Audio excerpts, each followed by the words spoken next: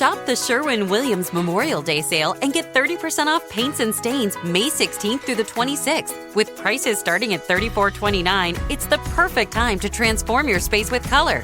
Whether you're looking to revamp your bedroom, living room, or home office, we have you covered with bold hues, soothing neutrals, and everything in between. Shop the sale online or visit your neighborhood Sherwin-Williams store. Click the banner to learn more. Retail sales only. Some exclusions apply. See store for details. Blog Talk Radio.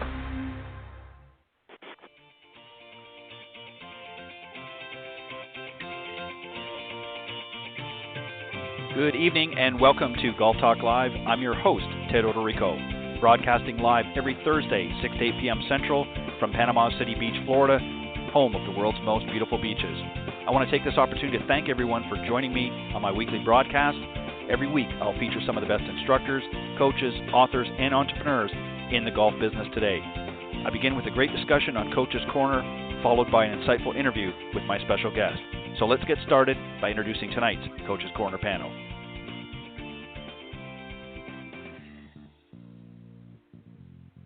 All right, thank you everybody for joining me tonight here on Golf Talk Live, another Thursday evening, April 25th. We're getting ready to close out another month. It's hard to believe we're going to be middle of next week. We're going to be in the month of May. I don't know where this year is going, but it's going by awfully quick. But anyways, I want to thank everybody for joining me tonight. And I got a great show for you tonight. We're going to be starting here in just a moment with the Coach's Corner panel, and I'll bring the guys out here in just a minute. And then a little bit later on, I'm going to be welcoming back a guest of mine, Alan Martin. He's the author of the book Thumbs Down, Golf Instruction Made Simple, a great book. And he's also the regional director of Ontal Corporate Golf Wellness and also the creator of Turn Golf into Business. So we're going to talk to him a little bit later on in the broadcast. Also, let me remind everybody, of course, this season, golfswing.com is going to be sponsoring the Coach's Corner panel segment here on Golf Talk Live for the season. And I'm going to tell you just a little bit about them. And a little bit later on in the show, before I bring Alan out, I'm going to play you a short audio clip or infomercial, if you will, that they provided me for the season. Golfswing.com, with its cutting-edge technology, have teamed up alongside some of the best golf instructors, coaches, and swing gurus in the business. Together, they have created one of the best video teaching and training online platforms in golf. So if you're ready to break 100, 90, 80, or even 70, then join their online video academy and learn from some of the best. Join golfswing.com today. Watch, practice, and improve your game. As I said a little bit later on, you'll hear a little bit more from golfswing.com. And after the show, visit their website. They've got a great online video academy. You can subscribe for a very, very reasonable price, and definitely check them out after the show. All right, as I mentioned, I got a great Coach's Corner panel joining me here this evening. First up, of course, is Clint Wright, a 30-year member of the PGA of America, partner at TGM Golf. Also a big proponent of the R3 approach and one of the best covering the short game today, in my opinion, plus one of my favorite guests and panelists here on the Coach's Corner. Also another favorite guest is Chuck Evans. He's a Golf Magazine Top 100 teacher, Golf Digest Top Teachers in America, and one of the top 50 Growth of the Game teachers. He's also Director of Instruction at Apache Creek Golf Club in Apache Junction, Arizona, and, of course, owner of Chuck Evans Golf. Guys, welcome to the Coach's Corner panel. Glad to be here, Ted. Thanks for having me. Yeah, thanks for having me. All right, Ted. I appreciate it, guys. As always, I think we're the oldest crew on the Coach's Corner panel in one evening, so we're going to have to try and keep our pace up, I guess. Only kidding, guys. As always, I thank you for joining me on the panel. It's yeah. Yeah, exactly. I want to thank you guys, as always, for joining me here on the show. It's always a pleasure, and I appreciate you guys giving so generously of your time. So thank guys, I really mean it. All right, I want to talk about something just a little bit different here to start things off. I do have some points that I want to get to here in a little bit, but obviously we're a couple of weeks out from the Masters and had a very exciting Masters this year. Obviously, Tiger Woods came back after many, many years of what seemed like absentee on the course. Certainly has played a number of tournaments, but just didn't seem to get everything jiving together. I want to get both of your thoughts on how you perceive the Masters this season, and particularly Tiger's performance. Chuck, I'm going to start with you. Well, I think that Tiger moves the needle in golf. So when he wins something like the Masters, it brings people back out that have taken, had their clubs put away for a while. It gets junior golfers excited. It gets beginning golfers excited. His golf swing looked really good. It's a culmination of things that he and Como had been working on for a long time. And that was kind of the culmination of it, standing up taller through the ball without as much side bend and taking some of that pressure off of his back. So, and, he's when he's on, if he's making putts, he's hard to beat. And he was making a lot of putts. So I think it was great, actually. Yeah, I would agree. I enjoyed, obviously I didn't watch all of the tournament, but I did make sure I tuned in Sunday to see the final round, which was obviously the most important round because that's when the win happens. But I was very excited to see him. Clint, what about yourself? I mean, here Tiger's come back from a lot of injuries. His back primarily has really bothered him over the last several years. And then, of course, he's had multiple times his knee. I believe it was his left knee has given out on him, and he's had many operations there as well. But to come back at 43, only a few years shy of when Nicklaus won his Masters in '86 at I believe 46 years of age, he's getting up there. How do you think he fared, and what was there anything that particularly that impressed you about how he played that weekend? Well, it's obvious. Everything Chuck said was absolutely correct. I mean, people get excited about it. It also gets a win like that gets golf back on the major platforms and media of all kinds. It's major news on the nightly news and CNN everywhere. It was the major story of the weekend. Obviously, I thought he obviously played very conservative. Took what his body will give him, and like Chuck said, he made everything he looked at. I mean, he was back to the old putting style. I mean, it looked like he had confidence in what he was doing and made a lot of putts. But I think most importantly, what it proved is that Tiger Woods never learned how to play golf. He had always played. He just simply got better. Right. All right.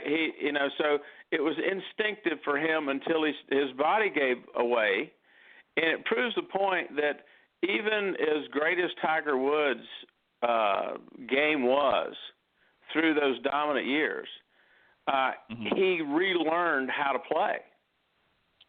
And I think we all can do that as we get older. And we joke about how old we are, but as we get older, we can all relearn how to play with what we have. And I think he proved that. If you go back and look at the videos of his dominant years compared to what he did over the last couple of months, and particularly and a couple of weeks ago, it's dramatically different. And Tiger went through a very difficult time of having to learn how to use what he had to play. And that's very difficult to do. It's kind of like that old dog and new tricks. It's just not something that everybody can do, and I think that his win at the Masters proved that he's just as mentally strong as he ever was. In order to do what he did, he had to be, completely present and also very persistent and not giving up, and very much a Nicklaus-esque type mental tournament. Very focused, I thought. Yeah, I would even go as far as to say I think he's even more focused now.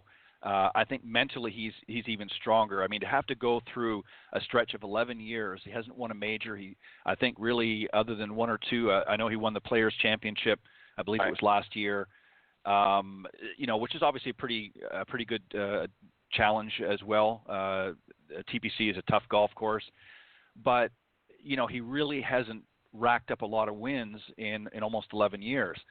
And he just – what I noticed about him, and you both really sort of touched on this, what I really noticed is, if you go back to his earlier days, he was a much more aggressive player. He would get out there and he would take certainly much more risks and would capitalize on certain issues. What I noticed about this particular Masters is it was a more of a calmness in his play. It was a more reserved and conservative play, and he certainly took advantages when the opportunities presented themselves. but he didn't really play overly aggressive in most of his rounds, and particularly on the final round. He waited for those opportunities. He played his game. He stuck to the game that he knew he was capable of doing based on the years of training and understanding and level of competition. And he didn't try to do anything outside of that regimen, if you will. And I give, Chuck, as you did, I give kudos to his current coach, really for, making him stay. One of the things that, I guess, to back up for a second, that kind of drove me crazy a little bit about Tiger is for a while there he seemed to get into that pattern that so many of the top players do, where they try to make a lot of changes. I mean, he went from Butch, and then he was with Hank, and so on and so forth, and then with Sean Foley for a while, and it was almost like he was trying to find something different. And I think sometimes, as you pointed out, Clint, he's been a player, his whole life. He didn't learn how to play. He just had it instinctively. And I think when he sticks with what he knows and doesn't try to adapt or do something different than what is already ingrained in his psyche, if you will, I think he serves himself well. And I think that's what we saw at the Masters this year. Absolutely. Any other? Well, and just to be clear, Chris Como is not his coach. Chris was working with him. Everything they were working on. Yeah, you're right. Was a culmination of what I saw at the Masters. So that and he did have that calmness about him, but he got pumped up when he had a couple of fist pumps. I mean, he was kind of the old Tiger at times, but great. You got to remember that last year he's in the final group of the U.S. Open and the final group of the British Open. So it's not like he's been playing poorly. No, he certainly has been there, but I think what a lot of it was is it just didn't seem it was almost like there was a little bit of an edge that was taken off his game over the last several years. It's almost like he was almost there, but not quite. And what I certainly saw at the Masters was him really arriving back to, and it'll be interesting to see how the rest of the season goes for him. Is this going to be an isolated incident where he comes back and wins his 15th major and, really doesn't, capitalize the rest of the season? Or is this going to propel him into, it certainly may not be as big as some of his earlier years, but it'll be interesting to see how this year plays out for him. I think it's going to be a big, a big shift either way. It'll be interesting to see how it goes. I'm very excited for him, and I'm very excited, Chuck, as you pointed out, for the game as well. I think, anytime Tiger's in the hunt, it's much like when Nicklaus was in his, prime. People were excited to see Nicklaus come out there, and especially when it was around majors time. So they'll see how. And also, he's going to be coming into the U.S. Open this year. It's going to be at Pebble Beach, which is a favorite course of his. It'll be interesting to see how he does there as well. So, but great thoughts, guys. And I was just curious to see what your take was on it. I think we're pretty much all on the same page on that one. All right. So what I wanted to talk about, for many in the country still, depending on where you are, it's the dawning of a new season, if you will. Obviously, people have already been out starting to play some golf. And what I wanted to talk with, and Chuck, Clint, I'm going to start with you on this here. One of the difficult things that we have with a lot of our students is getting them to get out there and practice. We can tell them, give them all the tips that we want, show them all of the, the fundamentals and things like that, but really getting them to practice. So what I'd like to do is talk about creating a solid practice regimen, if you will, that's simple, that's repeatable, that's easy, that doesn't take a lot of time, but will get results for them this year. Because everybody now is complaining they don't have enough time, and they can't do this. So I would like to talk about some suggestions, give some suggestions for the listeners out there that are tuning in tonight of a practice regimen that they can do that's going to yield them some good results, but it's not going to take up a lot of time. What are your thoughts there, Clint? Well, there could be a number of things that you could talk about, obviously depending on whether you're coming out of the snow belt and just getting back to playing some, or whether you're more in the southern area where it's just more of a good weather versus bad weather type issue. For coming out of the snow belt, I mean, I think the people have to try to get into some simple practice routine and simply try to build in a rhythm and balance type regiment to get started. Find your rhythm and balance, and then work your way back into your old game. We talked about this with a gentleman a couple of days ago, that if they've been playing well, or at the end of the season playing well, they need to have made some notes on how they got there. What steps did they take to get to where they were comfortable with their game, and then repeat that. Start over at A, and then move on to B, and then move on to C. But if they have that information, then that would be where that routine would begin. If they're in more of the year-round areas of the country, I think that they have to start looking at evaluating their game as a whole and determine where they're going to get the most bang for their buck as far as practice time. And obviously, you both and everybody that listens well know that my theory there is you stay within 50 to 60 yards of the green, be good there, and all the rest of it will take care of itself. So from a regiment standpoint, I would get a person working in putting. I want to see them work on distance control. Like we talked a few years ago about having benchmark strokes. Hone in on that. Make sure that you're comfortable with your benchmark strokes for distance and control that. If you can, even if you don't make a lot of putts from outside of 10 feet, if you've got distance control, you're going to be successful. You just can't hit it that far right or left of the hole. So work on some drills. There's many drills out there for distance control, but benchmark stroke is the one that I think has been best. And stay with that regiment. Spend most of your time there, then back away, and spend as little time as you can on the range as far as working on a routine. I work with some college kids and some high school kids, and one of the things we're beginning to do is you have to earn your way to the practice tee. Right. And with a putting and chipping standard that we can develop for a player, you got to earn your way to get over there. So for the average person, if they have a routine of going out and putting from short range, lag putting, set yourself a standard that you got to earn your way off of that putting green. And then you earn your way off the chipping area. Then you go over and you can practice what you really may want to, but you have to earn your way there. So as far as a routine or regiment, give yourself some standards to work off of, and then work your way through them to get over to the practice area. And I think you'll find some good results there. Yeah, I like that strategy. Chuck, something else too that I think when people hear practice, they think, well, I got to be out there for an hour beating balls, and I got to do this and do that. And really, if you're practicing effectively and with a purpose, as Clint was really suggesting there, you don't need to take a lot of time. You can actually spend very little time as long as it's quality time.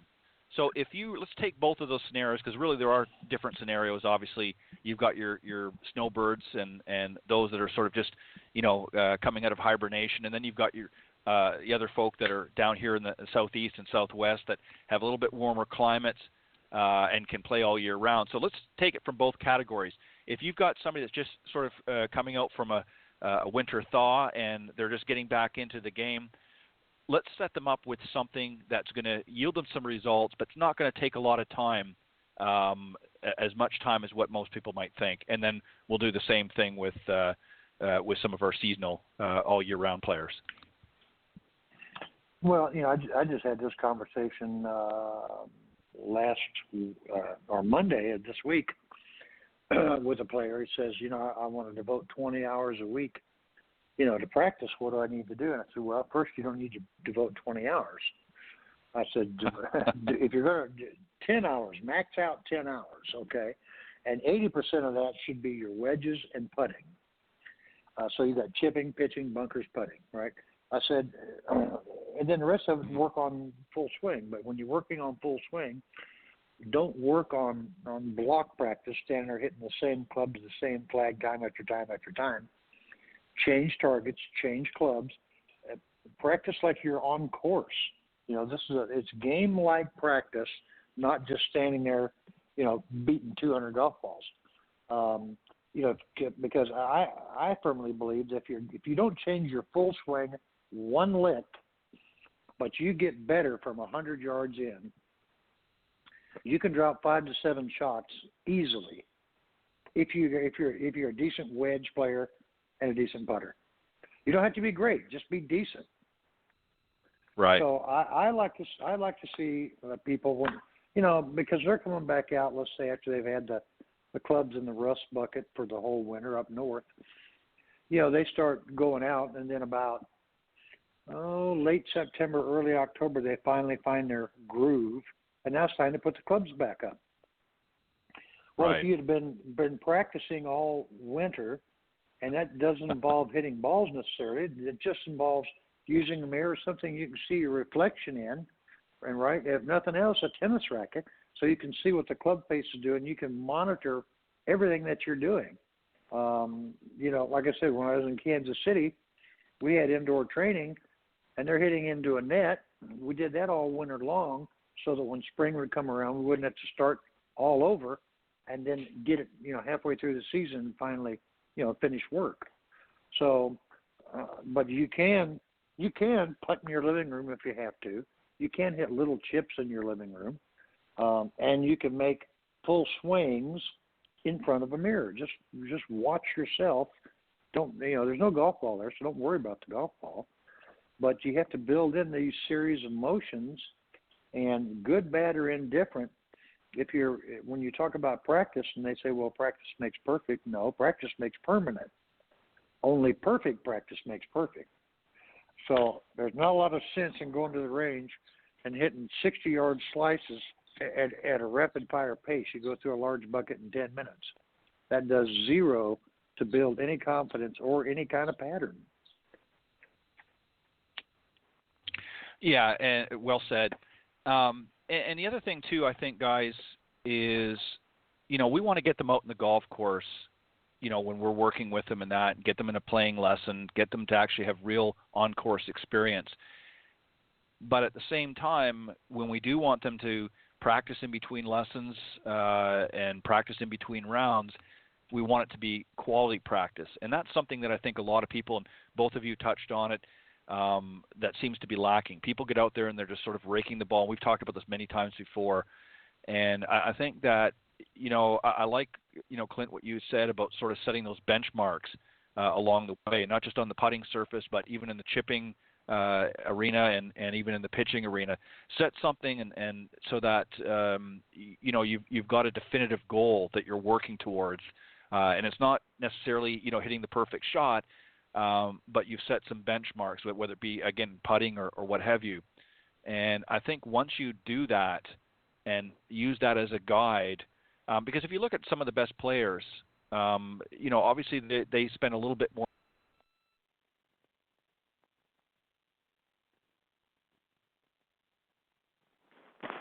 Are you there? Where'd you go? I think we lost on you. certain things. There you are. Okay. We Right. lost you for about 6 seconds there. Oh, okay. We're Sorry about losing that. you again. All right. Can you hear me now, guys? Yeah. Yeah. Okay. I'm sorry about that. It must have been a little glitch. But anyways, we see a lot of people that, just sort of go out there haphazardly and not really having a affirmative game plan, as both of you are suggesting. So, I mean, this is the key, I think, for most people when they're coming out in a new season, particularly for those that haven't played in a few months, is to get out there and to practice with some sort of purpose. And even if you're only practicing for 20 to 30 minutes at a time, as long as it's good quality practice and in the right areas and not just, again, raking and hitting balls, you're going to become a better player over the season. And if you can do things in the off season, as you suggested, Chuck, whether it be standing in front of a mirror and just checking some of the points and just, checking, making sure that you're aligned correctly in that, again, that's going to help you when you get back into the season. All right, the next question I want to, Clint, I'm going to come back to you. We all hit some bad shots out on the golf course, whether it be off the tee or our approach to the green. And a lot of times that can derail either a hole or in some cases even a round. How do we recover from that? I know this is more of a mental side of the game, but what do you suggest? And if you've got players that, come to you and say, hey, Clint, I played in a tournament last week and I've hit some bad shots here and I just can't seem to, get past that. What do you do? What do you say to them? What's the conversation that you have with them to help them get around that? I guess even from my game and people I work with, I said, you think about the amount of time that you're going to spend on your golf game. You're an amateur player. And this goes before they have that bad day. I said, look, you're going to hit a percentage of good shots. You're going to hit a percentage of fair shots. And you're going to hit a few bad ones in every round. Just expect that. Yeah. It's going to happen. The best players in the world, hit bad shots. So expect you're going to do that. So I don't see it as a point of recovery from, let's say, making a double bogey on a hard par 4. You almost have to expect that may happen. And so it's not a matter of recovery. It says, okay, I figure I'm going to hit 4 bad shots today. I've hit 2 of them now. I only got 2 left. So I'm upbeat now. Because I'm expecting not to hit every shot perfect. So there it is. So there's nothing in my mind to recover from. I expected to hit a shot like that today. I go try to do the best I can on the next one. Hopefully it wasn't bad enough I can't get my 3rd shot on the green and 2-putt and make a bogey. But I expect to hit those shots, so I don't really get all that upset about it. Nor does it take me off of my normal thought pattern or swings. I think that where people have trouble sometimes expecting not to hit those shots, when they show up, they get frustrated. Then they try to fix it, find something new, on the course, and then that one shot's going to multiply, and the rest of the round is awful. So I see it as almost a prelim of going into a round of golf, going, hit some good shots, I'm going to hit some bad ones. I expect to do that. I'm going to hit that bad shot. Hopefully I can get back on the golf course and chip and putt well to overcome it, but it's not something that's going to throw me off of what I was trying to do because I expected to do it somewhere. So you're exactly right. I don't think you have to recover from that if you're realistic in how your day may go. Right, exactly. And I think, too, guys, the other thing that, a lot of people do, and Clint, you just pointed to this a second ago, is that, they get out there and they start tinkering with their mechanics out on the golf course. They hit a couple of bad shots, and right away they're thinking, well, maybe my grip's not right, or maybe I'm not, I'm standing too far away from the ball, so they start inching up closer. And the next thing, a very small problem becomes a very big problem very quickly. And this sort of brings me into the next question, Chuck, I've got for you. It's a little bit different. Playing this hole and not the next hole. And why I ask that is a lot of times people are thinking about the past hole, or they're thinking about, maybe a difficult hole that's coming up next, and they're not really focusing in the moment. So, again, when you're out with a playing lesson and you're teaching your students at whatever hole, whether it be a par 3, par 4, or par 5, doesn't matter, how do you keep them focused on that hole and not thinking about the next hole that's coming up or the one that just happened? Well, so I explain to them that anxiety is always in the future or the past. It's never in the present. So if you're thinking about a hole in the future, or you just came off a double bogey and you're still thinking about that, that's creating anxiety. And the way that I explain it is, your day's going pretty good. You open your mail. Oh, here's a letter from the IRS. You're getting audited. Well, that audit is in the future based on a return you did in the past. So, but it's never in the current space. So the first thing you got to do is relieve all that anxiety. And again, future and past are what create anxiety. So we just try to keep them focused on that particular hole or that particular shot. And, you can get too focused standing there saying, boy, I got to hit this in the fairway. That's in the future. Or I've got to birdie this hole. Yeah, you can tell yourself that.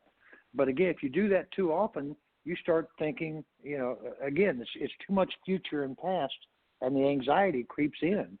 I mean, I know firsthand lots of players on the PGA Tour that as long as they're on the practice range, they're pretty calm and melancholy. But as soon as they put that first peg in the ground on the first tee and they announce their name, their whole demeanor changes.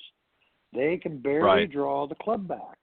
All right, so because it's going into the future. You've got these people looking at you, expecting, oh, he's a tour player, he's going to do this or she's going to do that.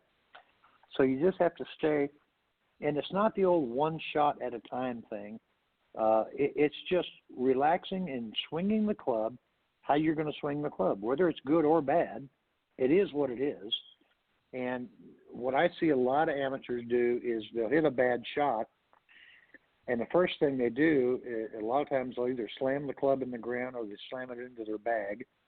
They find that ball, they don't make any rehearsals, and they swing again, they hit another bad shot. Right. And that's because there's two computers. There's a golf ball and there's your brain. Well, if you don't make a rehearsal after you hit a bad shot and you get to that ball, if you haven't made a rehearsal to clean up what you think caused that shot, you're going to hit it again because it's a program. You didn't reprogram it with positive, you programmed it with negative again. Yeah, and you raise a very interesting point, Chuck, about making that practice swing again. The whole reason why tour pros have a pre-shot routine is not just to practice the swing or just to practice get the feeling of how they want to hit the ball. It's also a way that they can use to sort of recompose themselves, particularly after a bad shot. That's why they go through that, and that's why they keep it consistent. So that way it helps them to refocus when they've hit a bad shot or played a bad hole. That's the moment that they use to regroup, if you will.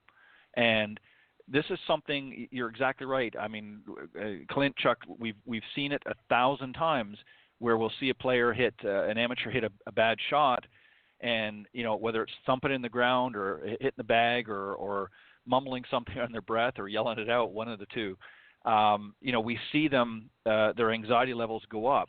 And what people don't realize is when you do that, then tension creeps in. And especially if you're hitting your short game shots, you really can't have it in any part of your game, but particularly in your short game, whether it be the putter or you got a pitching wedge or something in your hand. And if you got a lot of tension, particularly in your upper body, you're not going to execute it properly. You're going to flip at it, or you're going to end up chunking it, and then the anxiety level keeps going up. So that's why better players, whether they're tour players or just better lower handicap players, you'll see them go through a pre-shot routine. You will see them do that consistently. The better players do that every single shot. And if you don't do that, then you're going to run into these problems. And that, in my opinion, is really the difference between amateurs and professionals. Professionals just do it better, do it more consistently, and that's really the only difference. And yeah, they hit bad shots just like we hit bad shots, but they know how to recover from those bad shots. Yeah, and normally their dispersion on their bad shots isn't that far off versus the average player. And, how many times we had players come to us and say, man, my practice swing is great, but then I get over the ball and I can't hit it. Well, that's because you're over the ball. Don't look at the ball. Look at a point. Right. I can just tell you, I've got a pretty good amateur player that I work with, and he struggles a lot with swing process information. And just staring the ball down, right? So I just eliminated the ball. I said, if you're in a greenside bunker, you're trying to hit behind the sand, hit the ball, or hit in front. He said, well, I'm trying to hit behind it. I said, why? He said, because I want the sand to throw the ball out first. I don't want to hit the ball first. I said, so if I want to hit the ball first on the practice tee or on the golf course, where would I look? Behind the ball, at the ball, or in front of the ball? He goes, well, if I want to hit ball first, I'd look in front. I go, good. So now just focus all your attention to that spot in front. And so he started hitting shot after shot after shot. He goes, well, this is just way too easy. And I go, no, you made it way too hard. Yeah. Right. Well, and that's the thing. That's the thing, Clint. And there's another as Chuck just mentioned here, we make it difficult on ourselves a lot of times when we're out in the golf course, and our players do that, our students do that, and sometimes even we do that.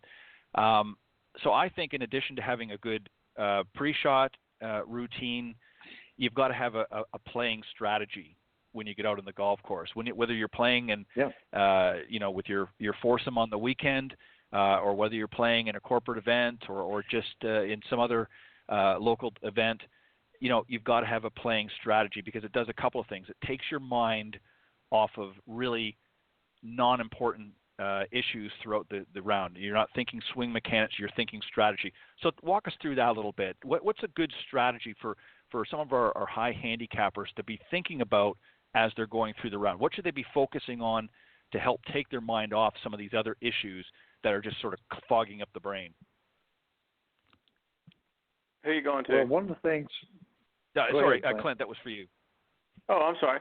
Well, Chuck, you can go ahead if you had a thought going there. No. You. Okay, I'm just going to give a for instance. So. Yeah. Well, one thing before we get into that is that one of the things I've done too, before you talk about recovering stuff, is that I don't have people work on practice swings. I frame it as being a rehearsal swing. Get up there and rehearse exactly what right. you want to do, and then that may help you calm down and move on forward. On-course strategy depends on the level of player. Most of us work with some good players, and we have a different strategy. But for the average player, what's the difference between hitting an 8-iron or a 9-iron into a green, or a 7 or an 8-iron? I like to see the players think about advance the ball, and then play scoring.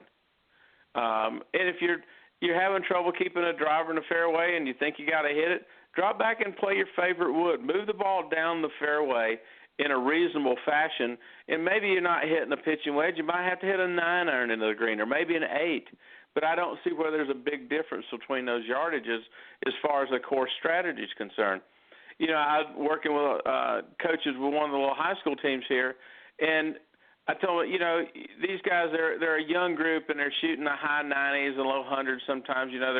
They're young high school or middle school kids, and I said, look, just teach them how to get their third shot on the green, and teach them how to two-putt. And if they can get their third shot on the green and two-putt every time, they're going to shoot 90. And one of the coaches looked at me and said, Yep. That ain't right. I said, well, you do the math. It's right. And the light, you could see the light went off. He said, you're right. I mean, we've never, even in his game, he said, I've never thought about that before. And I said, look, and if you get decent good at it, you're going to shoot in the mid-80s because you're going to get it on the par threes and 2 shots and 2-putt. And those are the strategies I like players to back up. Says, okay, I'm a mid-90 shooter. I want to shoot 85. What do I need to do to shoot 85? What kind of scores do I need to make on par threes, par fours, and par fives in order to shoot my target score? And then go about figuring out how to do that. And it very well may be that you hit your favorite hybrid off the tee all day long and hit it again in the fairway, get it up around the green in 2 shots, and chip and putt. I think people would be amazed if they just worked on those third shot clubs, being able to 2-putt every green, get the third shot on the green, and if they played to that, if they played to get to that spot, they're going to shoot better scores, without a doubt. Right. And so my strategy basically said, I want to say, what kind of score do I want to shoot, and then what do I have to do to go about doing that? Now, if I have an accomplished player, hey, we want to shoot under par, then we have to take a different strategy. We have to figure out how to advance it in the proper place and then advance it onto the green. So greens in regulation become an issue. So how many greens do I need to hit to shoot the score I want with my putting ability? So I always try to work a person back off of their target score and then work a strategy to get there. And most of the time it works.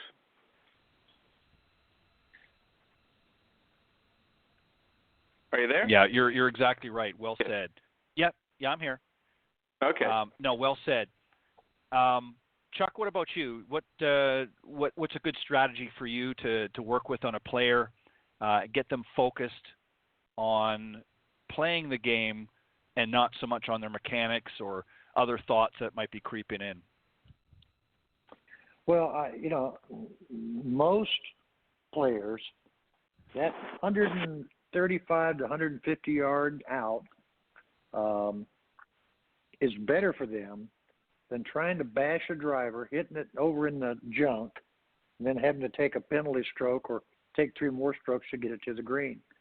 So I'll find out what's your comfortable range hitting into a green. And whatever it is they tell me, we just do the math backwards, kind of like Clint does.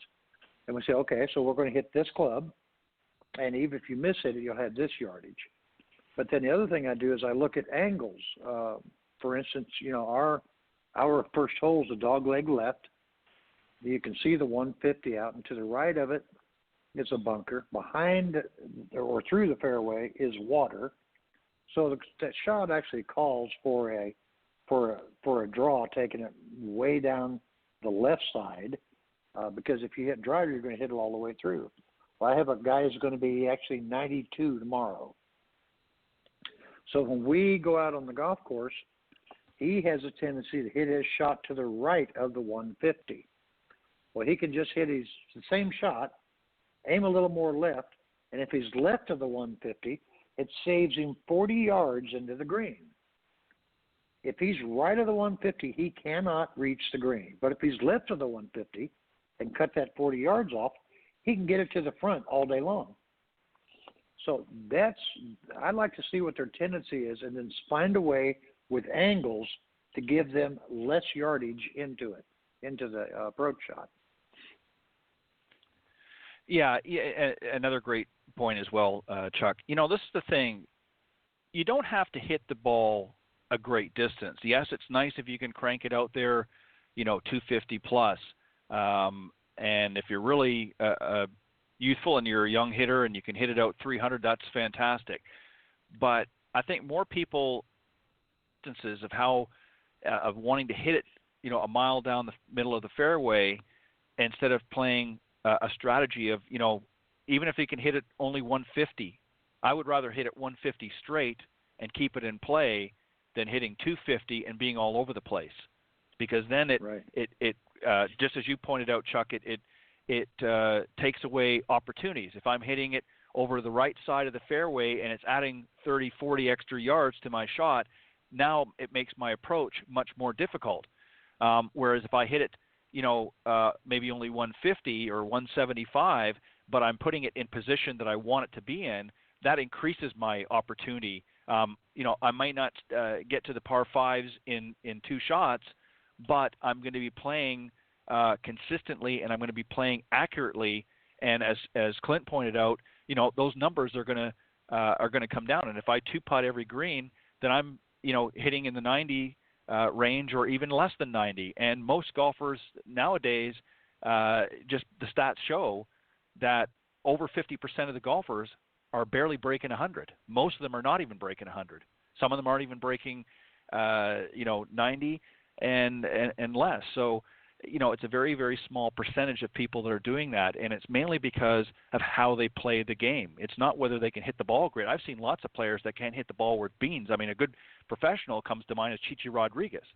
I mean, I don't think I ever saw him in a straight shot in his entire life. He bent that ball so many different directions, but he knew where to put the ball, and he knew what he was capable of doing. He had a strategy, and he was very successful in his career. And yet we see lots of players out in the PGA Tour that can hit it dead straight, like a Luke Donald. And I hate to pick on Luke all the time, but he's not winning a lot of events. So, right.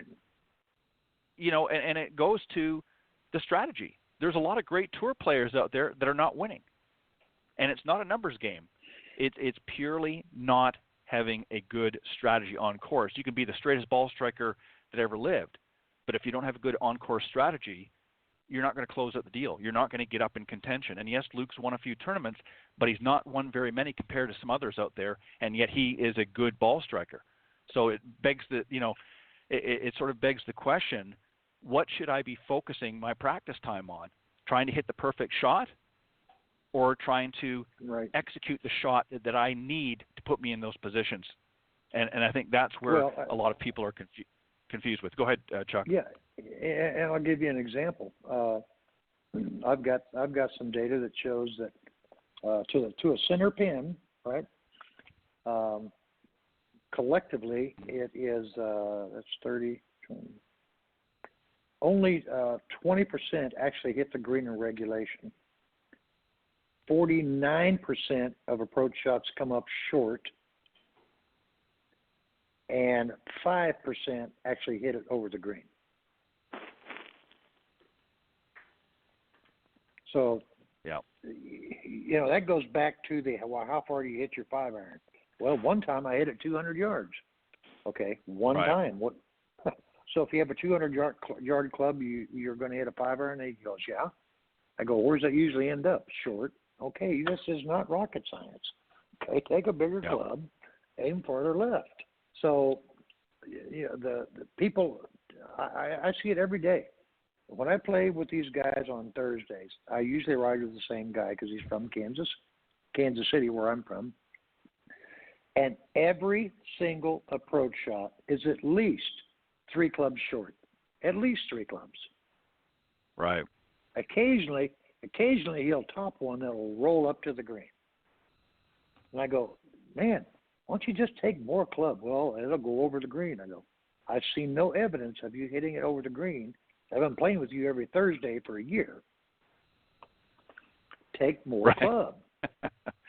Well, to add to that, very brief, how many times have you played a golf course that had a bunker or water or out of bounds behind the green? Right. We have one at our golf course, actually. Seldom, though. Yeah. Because all the trouble is right, left, or in the front. So, if you want to hit it in trouble, hit it short. Right. Yeah. Yeah. Well, I agree. It's like layups. Well, it's like layups. I've got a really, really good college player that lays up a lot on par 5s, and he doesn't birdie a lot of par 5s. And we had a conversation one day, and I said, "What are you doing?" He says, "Well, I'm laying up to my favorite number." I go, "Well, that might be your favorite number, but that number doesn't like you because it's not producing birdies. Get that thing up there closer, and he's been making more birdies. I think what the problem is, and Chuck, you right. I think the problem with a lot of players, and you pointed to this just a moment ago, Chuck, is this. Players will go out and they'll hit 10 shots with whatever club a certain distance, but they'll hit one shot maybe 20 or 30 yards more, and that's the shot that they remember, whether it be a 7-iron, 5-iron. They don't remember the 10 that went 150 yards. They remember the one that went 175. So when they get up, and that's probably what's happening with your friend that's hitting it 3 clubs short, is he's not remembering the 150 yards that he hits on average with that club. He's thinking of that one that went 175. So he steps up there, with that club and thinks, okay, I don't want to hit it too far over the green, so I'm going to dial it back a couple of clubs just in case I happen to catch it good. And I don't know how many times we've all seen this, how many amateurs out there miss club their shots that pick the wrong club. And it happens time and time again. And this is the other reason why they don't score, is their club selection. And this is part of strategy, is understanding how far you hit your clubs on average. And even if you, on that one time, even if you happen to hit it a little bit long, as Clint pointed out, very seldomly do courses have a lot of trouble behind the green unless it's a water, surrounded by water, but most of them don't have bunkers or water in behind. They're either left or right or short. So, I would rather them be more cognizant of their club selection and picking the right club. And even if they do happen to catch it a little bit more solid or thin or whatever, and it goes a little bit further than they anticipated, more often than not, they're not going to find themselves in trouble. Some interesting thoughts, and I appreciate the discussion. One final thing I want to do very quickly, and this sort of rolls into a sort of a 2 questions, but into one. I'm going to roll it into one, and very quickly for both of you. Chuck, I'm going to go with you first. Post-round and preparing for the next round. You've gone out, you've played, whatever's happened on the golf course. What do we do post-round to maximize the best results, I guess? And what do we do to prepare for the next time we head out in the golf course? Well, if you take it, if you watch how elite players do that, after a round, they'll typically get something to eat, something to drink, rest a little bit. They'll go back to the practice tee, and they'll hit. If they hit a particular club well that day, they will hit balls with that, reinforcing that feeling. And then whatever they didn't do so good that day, that's the one they work on. So, I can just give you a personal example. When I was younger, I couldn't hit a long iron very well. So all I practiced with was 1, 2, and 3 irons. And I got to a point where I could hit those closer to the pin than I could a wedge. So I knew I was deficient in that area, so that's the area I continued to work on. My driver's always been pretty good. And again, what separates mainly the best players in the world is who putts the best that week. That's basically because they all hit the ball relatively the same, or they wouldn't be out on tour. I mean, you're talking about Luke Donald. Well, Brian Gay is probably has, I'd say, distance-wise, about the same. But and Brian has a really good short game. But Luke Donald's got one of the best short games on the planet, But if you're not hitting the fairways and you're having to punch out all the time, one putting for a 10 isn't much good. No, you're exactly right. Clint, what about you? Post round and preparing for next week's event. What do you think? Some good. Let me take a little different approach than what Chuck did. Not exactly what he said is if you're really wanting to improve your game, but make sure you got all your clubs in your bag before you leave. That'll help you next time you go play. Got your rangefinder, got all your materials. Go in the clubhouse and enjoy your buddies, have a beer, and go home. And then come back out and just try to do the best you can the next day. But I think that we get sometimes so much in, I've got to keep my stats. I like to see a player keep their stats on a round. And then for the amateur players, after they're done with their round, maybe look it over and says, okay, for my next practice session, I hit my driver pretty good. I hit 8 or 9 greens in regulation maybe, but I really didn't chip too well from 30, 40 feet off the green when I missed it, or my lag putting wasn't very good.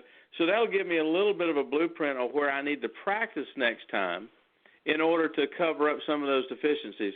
I don't see that many amateur players that are going to play 18 holes of golf, have a little, and then go back out and practice that day. So I think it's a really good idea to keep some stats as you play to give you that information when you do get an opportunity and a chance to go back and practice on the things you didn't do well in the round before. And that very well may be a few days later. But at least you got that record of what you needed to work on, and you can again get a little bit more bang out of your buck for the time that you're going to be practicing to try to set yourself up to do well in your next round. Yeah, I agree. I think it depends on the player. I think obviously, some of our lower handicap players that want to keep the momentum going. I agree. I think Chuck's route is spot on. I think that they need to get out there and work on certain things.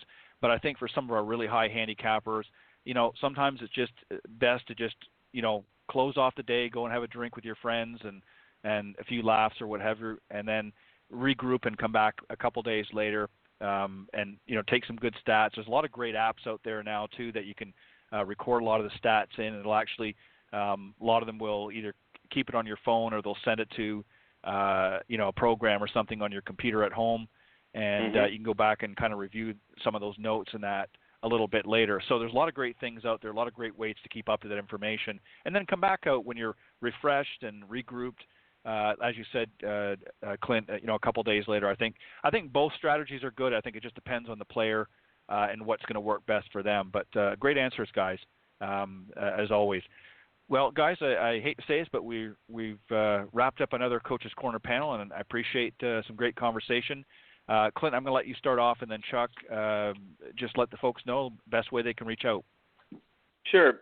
Again, it's been a lot of fun, Chuck, to be on with you, and Ted, you as well. But they can always get me at clintgolf001@yahoo.com, and I'll be more than happy to respond to emails.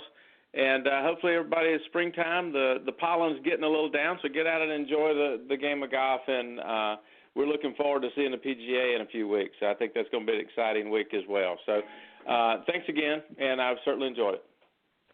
Appreciate it, Clint. Thank you. And Chuck? Yeah, so it's you can reach me through my website, chuckevansgolf.com, through all the social media, LinkedIn, Twitter, Facebook, Instagram, all the same, Chuck Evans. Phone number and email are on the website. You can give a buzz there. And if you're in Arizona, you can just give me a buzz. We'll get together, have some lunch, talk about your golf game. Sounds good. Well, guys, again, I appreciate you doing a great job in the Coaches Corner panel, as always, and I look forward to the next time. All right, good night. It was fun. All right, thanks, guys. Thanks a lot, Ted. See you, Clint. Thanks, guys. Hey, Chuck. Bye. All right, that was my guest panelists on the Coaches Corner panel, Clint Wright and Chuck Evans. Thanks, guys, for doing a great job. And as mentioned earlier, I am going to play a short audio clip from the Coaches Corner sponsor, golfswing.com. Take a listen. Are you finally ready to improve your golf game? Golfswing.com is changing the way golfers learn online. With the largest collection of golf training programs and drills on the planet, Golfswing.com can help you improve every part of your game. Whether you want to gain more distance, hit it closer, or just sink more putts, Golfswing.com's staff of world-class coaches can help you gain the results you need. Watch unlimited videos on any device from anywhere in the world and start playing better, scoring lower, having more fun, and saving money. Get your fix on demand at Golfswing.com. All right, as I said, that's the Coaches Corner sponsor, golfswing.com, so be sure to check their website after the show, and they've got a great online video golf academy with some literally thousands of great video instruction there from some of the best golf instructors in the business, so go to golfswing.com after the show and sign up today. All right, I'm very excited to welcome back a guest that was on last year, invited him back. We're going to talk a little of course, golf, and I'm going to introduce him here, and then I'll bring him on. His name is Alan Martin. He's the author of the book Thumbs Down, Golf Instruction Made Simple. He's also the Regional Director of ONTL, Corporate Golf and Wellness, and also the creator of Turn Golf into Business. Alan Martin is a high-impact team player with a track record of achievements as a regional sales director, manager, and key contributor in the technology and financial services industries. A results-driven, experienced professional with an entrepreneurial spirit. Is a serious recreational golfer for over 40 years and passionate about proving not only his own game, but helping to grow the game as well, and sharing some of his knowledge and experience with men and women, beginners, and other serious golfers that want to improve with passion. He's, as I mentioned, the author of Golf Instruction Made Simple and a how-to guide for better ball striking about thumbs down, the power move of golf. It's a real-life story about serious recreational golfer, of course, Alan I'm talking about, with an out-of-control slice and a simple fix called thumbs down that saved his golf game without having to reinvent the swing, as it were. As I mentioned, he's also the creator of Turn Golf into Business, an innovative marketing, business development, educational, and instructional and fundraising platform. So please welcome back my very special guest, Alan Martin. Ted, good evening, Alan. Welcome. Well, thank you. That's quite an opening. I hope I deserve it. But I'd like to now kind of take the stage. I'd like to take the stage for a second here, and kind of reciprocate. Sure. All right. Look, Ted, yep. You and I have known each other now for about 6 months. We connected about 6 months ago, and I just want to tell your audience really what a nice guy you are. What a great relationship we've built in a short amount of time. And kind of how much I've enjoyed some of those marathon phone calls we've had that started out with, just a quick hello, turned into some marathon phone calls, where we got to know each other. And the fact is we see eye to eye on a lot of things, even though what I am all about, as far as the game of golf, I'm just an average Joe, just the average guy out there. I mean, I'm an amateur and all that. But my techniques that fix my game and what my book is all about are somewhat outside the box. And oftentimes when I talk to somebody that's more of a pro, a higher end, I get criticized, because, well, no, you should be doing this, you should be doing this. And, again, you've related, and you've just made it very enjoyable for me to kind of be myself and talk. So I really thank you, but I just want your audience just to know that you're a real class guy, you're a real stand-up guy.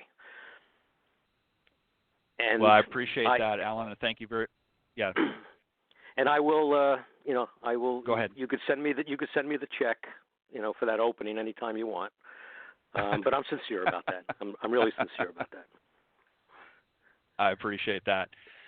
And thank you for the kind words.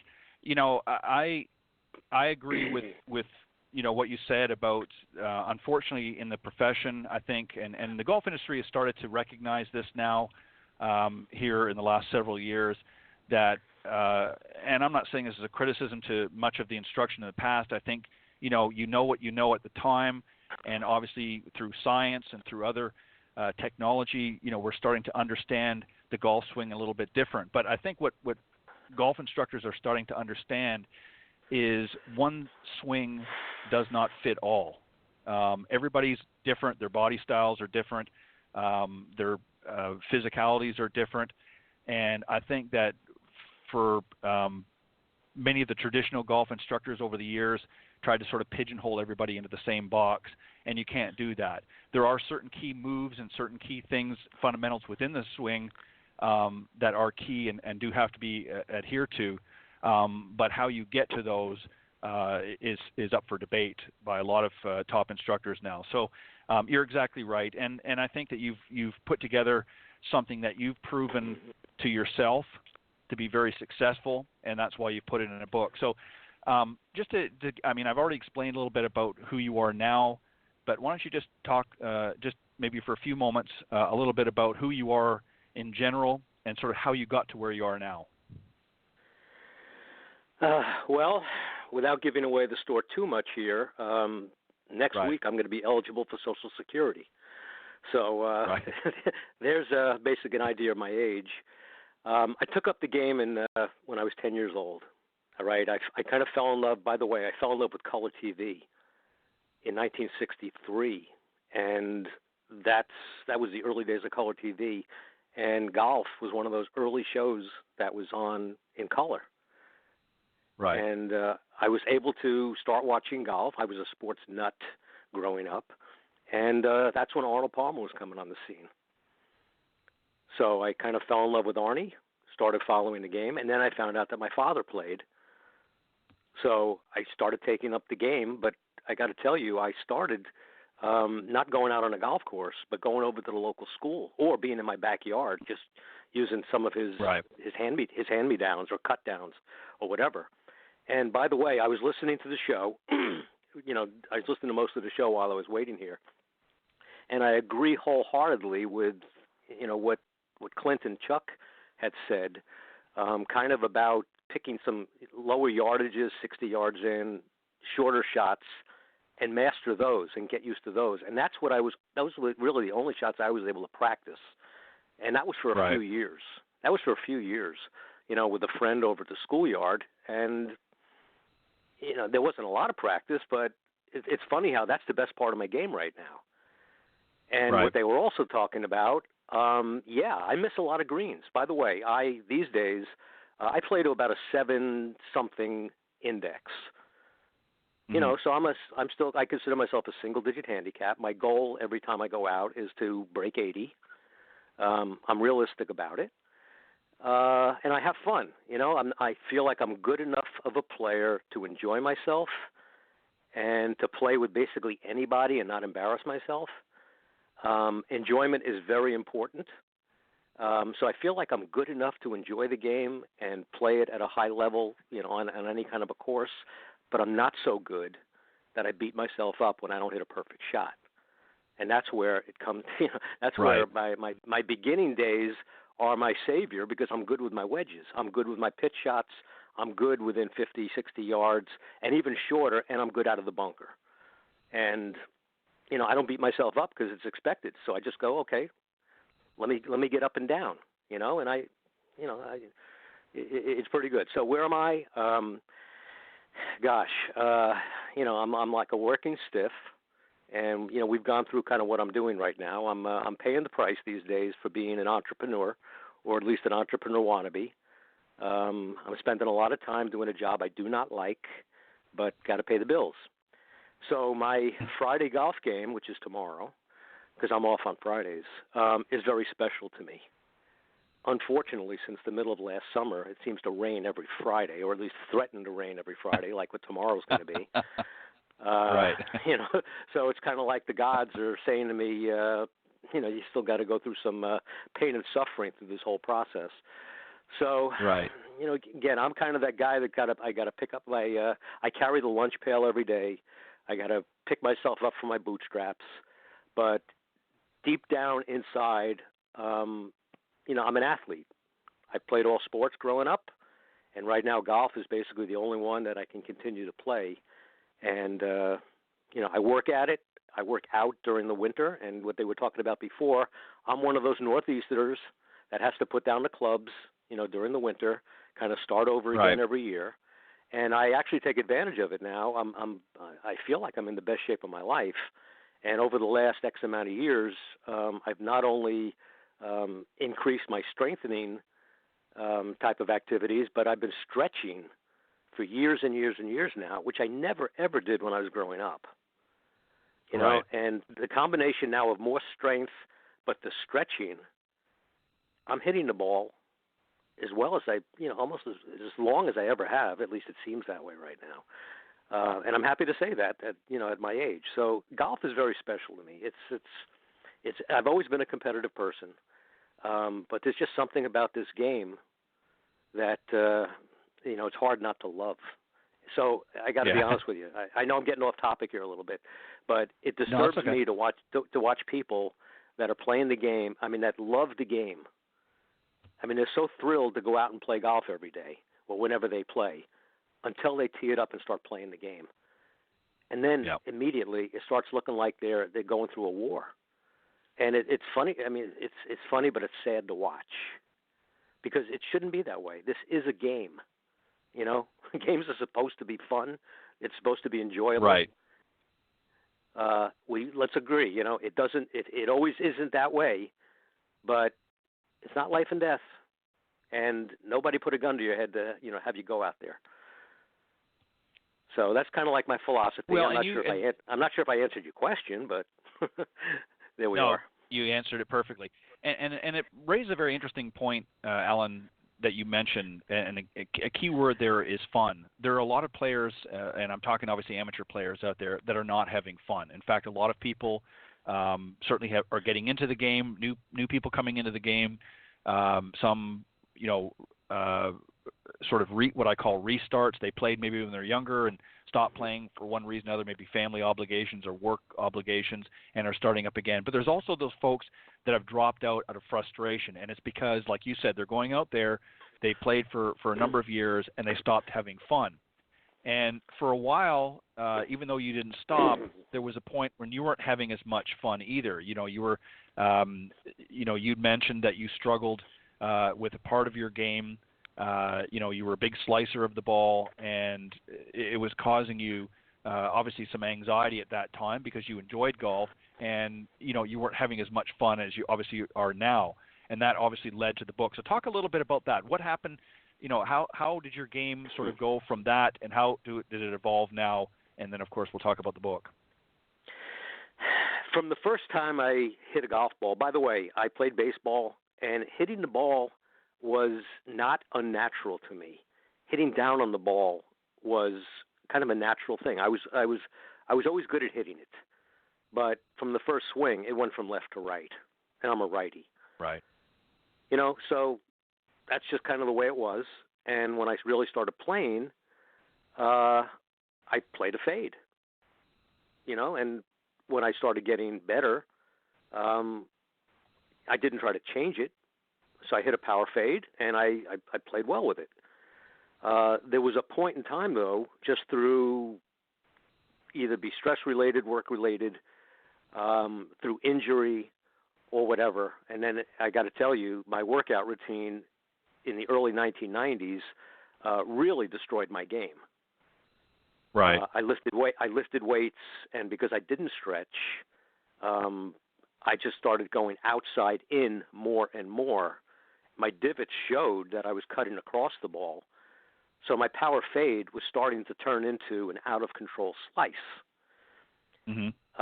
And that's now we're really kind of talking about my longer game. The short game, the strange part about that was I started also at the same time to lose my ability to hit my pitching wedge. And as an amateur or as anybody, you have your yardages, and 100 yards, pitching wedge, and in, that kind of thing. But if it was 100 yards, I'd use my pitching wedge. Well, there was a point where I couldn't reach anymore with my pitching wedge. And the more and more I looked at it, I go, wait a minute, I'm hitting the ball right in the center of the club. I can see that, but I'm not getting any distance out of it. And I started to lose distance. I started to hit the ball all over the place. The funny thing was my scores were not really showing that I was having problems because, again, I was able to recover by chipping the ball. And I really don't know how because I was a terrible putter. But either way, my scores didn't suffer as much as I felt like my game did. And then it just got to the point where look, I got to fix this. This is not enjoyable coming up short, being in the bunkers all the time, and just knowing I should be able to make these shots, but I'm just not doing this right. So I said to myself, finally, I got to fix this. And I went to the logical place. And this is before Golf Channel. The logical place was the magazines. Let's look and see what the pros are saying. And by the way, whatever I say here, I'm not trying to discredit anybody. Sure. It comes out that way sometimes. And in the book, when I kind of do the beginning part, I take a poke or two at kind of why I had to fix this myself. But I started to kind of read and everything. And unfortunately, the stuff that I read was not helping me when I went to the practice range. If you have a crappy practice session and you're hitting the ball fat and you're doing poorly, that's not productive to practice for a long time. And that's what was happening to me. And I literally hit rock bottom to where I got to enjoy this game, but I'm not enjoying it the way I'm playing it. So I got to fix it. How do I fix it? So I went to the logical place. It only made things worse for me. And then kind of by accident, I saw what I consider the missing ingredient. And that was through, kind of an accident, being in the wintertime watching TV and just seeing the right infomercial at the right time, focusing on the power that's in your wrists, in your hands. And like I said, this is outside the box. This is kind of counterintuitive to a lot of what's being taught. But I immediately started thinking, wait a minute, I hit a baseball and I use my wrists and I snap and, you break your wrists. It's that kind of terminology. And I couldn't wait for winter to end so I can go out in the spring and let me just try breaking my wrist the way I hit a baseball with the golf club, with the golf ball. And I was amazed at how quickly my ball striking improved. My distance came back. I didn't fix everything. It was somewhat inconsistent. I kept trying to come up with these different things, different positions for my hands.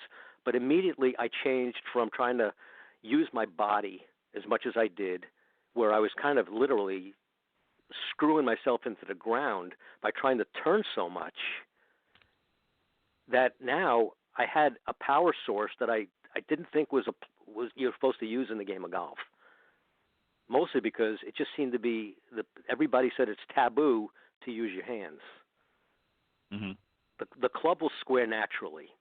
Well, I'd look up in the sky and I say, you know what? That's not natural for me. So I started becoming more of a wristy player, at least at the beginning, and I changed my whole focus. I also changed the way that I practiced. But there was this one magical day that I kind of skipped out during the day. I worked at home. It was a nice day. I went out to my golf course with a wedge. And my normal workout routine, just to practice, is about a 20-yard shot into a practice bunker right there by the practice green. So I put a couple balls down, and I went to take my first little shot into the bunker. Again, this is with my wedge that I was having a lot of trouble with. I wasn't hitting any kind of distance with it. And this voice in my head as I was kind of taking the club back said, use your wrist action on this. And with a very little backswing, I used my wrist action on this shot, and the ball flew right over the bunker. I didn't even feel the shot. It was that perfect sweet spot type of shot. And right. I go, what the heck did I just do? Boy, did that feel good. And then I did it again. And I said, wait a minute. I made a very short backswing. So it's not like a split second, you can't see anything. I saw my hands rotate into the ball. Kind of the way that you were told is going to happen naturally. But I also noticed, wait a minute, if I really want to boil it down, I would swear that I made a thumbs down at the golf ball, meaning my right hand, my top hand, was kind of going thumbs down at the ball. I tried it again, and the club squared, and I hit it solid. And I got to tell you, for years and years and years, even if I'd hit a good shot with my irons, they never really felt I'm hitting on the sweet spot. Right. There was always this little bit of vibration. It's like, okay, I can get it there, but it's not a pure shot. It doesn't feel like that perfect shot. I just hit 3 perfect shots in a row. And from that point forward, my practice sessions were no longer with my driver, the way I used to start. They were more with a wedge or a 9-iron, and all I did was just kind of focus on making good ball contact. So the first rendition of the book was called Solid Contact. That was the first title of it, because that's what I was trying to do. Just make solid contact and focus now on impact and that last split second, as opposed to trying to fix my swing to get into the right position. It was kind of like totally thinking in reverse. Start with solid ball contact and work backwards. Kind of think like a contrarian. And the only reason I did it that way, Ted, because it worked. Results mean a whole lot to me. So that's how I kind of got started with it. Well, the fact is, after I did it, go ahead. Sorry. What I was just going to say is what the interesting thing, and I want to point out to the listeners here is, as you put it yourself, you're an average Joe, recreational golfer. You're not a certified teacher professional, and you wrote this book, and we'll talk about that in just a second, because like so many out there, and I'll be the first to admit, I mean, I'm in the golf profession. I'm a teacher professional, and a lot of people over the years have come to me and said, I've really struggled with my game. I've read this, I've watched that, I've listened to this, and it's just not helping my game. And a lot of it is because they're not really being diagnosed properly. And I think one of the criticisms, and it's not as bad today, but it was for a long time, is too many times the professionals were trying to sort of reinvent the wheel, and were changing a lot of components of somebody's golf swing to the point that it was not their natural body movements anymore. It was some other concoction. And I think this frustrated a lot of people. And, as you said, you went and sort of sought out some of the professional advice in the magazines, and I've read them too over the years, and certainly some great tips, but it's not something that's necessarily going to work for everybody. And I think this is why it's important to share your story, because you're one of those people that went down that path for a long time and only ended up being more frustrated. So this is why, again, the reason why I wanted to share your story with my audience, because there's a lot of recreation golfers out there that have felt the same way as what you did, and I want them to understand what you've done to make the difference. Ted, what really frustrated me more than anything else, when you read some of these magazines and you look at the fold-out that will have a professional's golf swing from many different angles, right. They show like 16 different frames, and they show the takeaway, and they show everything, except they would show the club at about waist height, and then they would show it at waist height past the ball. And they kind of left out the whole impact area. Yet, after they finished hitting, you'd see them all in the same exact position, with their right hand over the top, their right, the right hand parallel to the ground, kind of a palm down, in what I call the classic power position. And I said, okay, how did you get in that position? What did you do? And that was and it's kind of like what I write in the book. That's the portion of the golf swing where my brain was saying to me, what do I do now? From the waist to the ball. Because all too often in my game, especially with my irons, I would know that club's not in a good position, and where is it going to go when I hit it? So my brain said, what do I do now? And that's the part of the game that I fixed. You see, now I have a trigger in my brain, not in my brain. I now have an actual motion, something that I can do. Forget about all the mental stuff. Just do this, and guess what's going to happen? The club is going to square. The club is going to be in the power position. And right now we're only talking about power shots. We're not talking about, anything fancy, but this is where you want to hit the ball solid, you want to hit it right.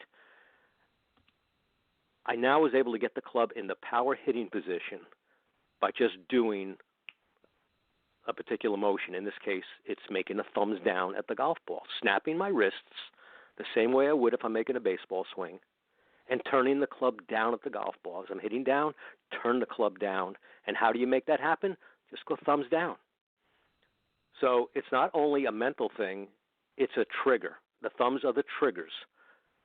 They trigger the hands hold the golf club. You use your wrists the same way that Henry Aaron, the smallest and greatest home run hitter of all time and everything, was able to hit the ball out of the park because he had very strong wrists. He's able to control the bat. What I tell my beginners that I teach at Princeton that are just getting into it's the beginning, I start out by saying, listen, I just want you to know this. This golf ball is not very smart. It only knows a couple of things. It knows the position of the golf club when it's hitting it, and it knows the speed. Basically, that's all the golf ball knows. And it's going to show you the results of the position of the club and the speed of the club. That's what we want to focus on when we start hitting it. But right now I want you to work on your swings. That's kind of the way I boil everything down. Maybe I put myself down. I don't think I'm smart enough. But I believe I really, really simplify this, mostly because if it isn't simple, I can't do it. So that's what and then, again, the bottom line for me was I found something that actually gave me the results that I was looking for.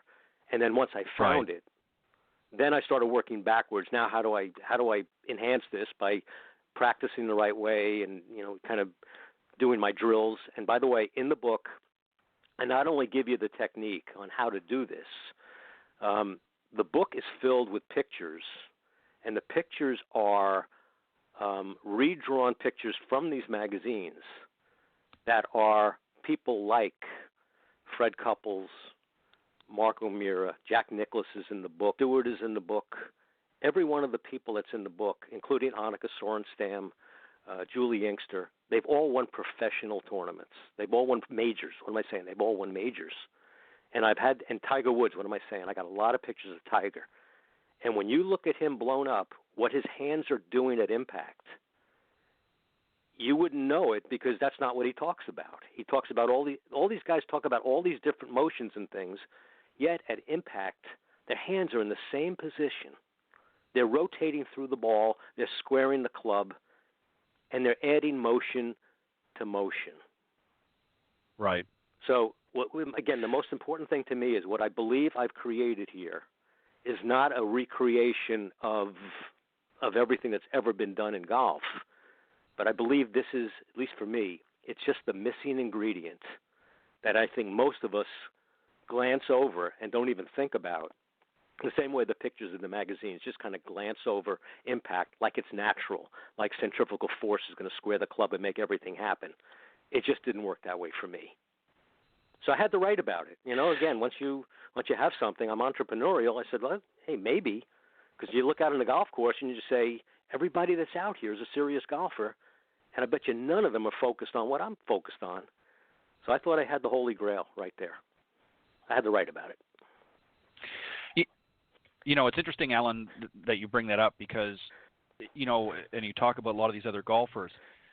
If you look at whether it be Freddie, whether it be Tiger, and many of the others that you mentioned, they all have inherently different golf swings, but you're right. When you focus into that impact position, they all make that same move.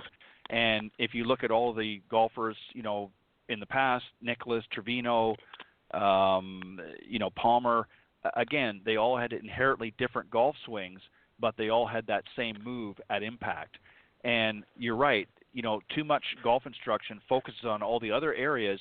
And I'm always a firm believer, I don't care how you get to it, but when you get to impact, you've got to be in this position.